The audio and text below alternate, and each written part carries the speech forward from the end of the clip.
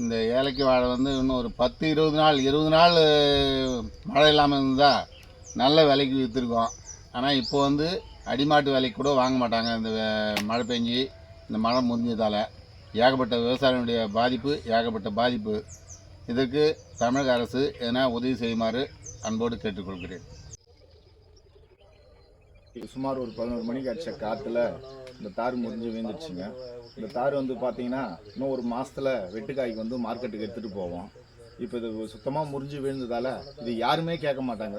மாட்டுக்கு வெட்டி போடுறதா, ஆற்றுல குட்டையில் போடுறதா, இல்லை வியாதி போட்டு திருப்பி விவசாயம் பண்ணுறதா வேணாவான்ற கேள்விக்குறியில் இருக்கிறோம். என்னங்க பண்ணுறது? சுத்தமாக லாஸ் ஆகி போச்சுங்க.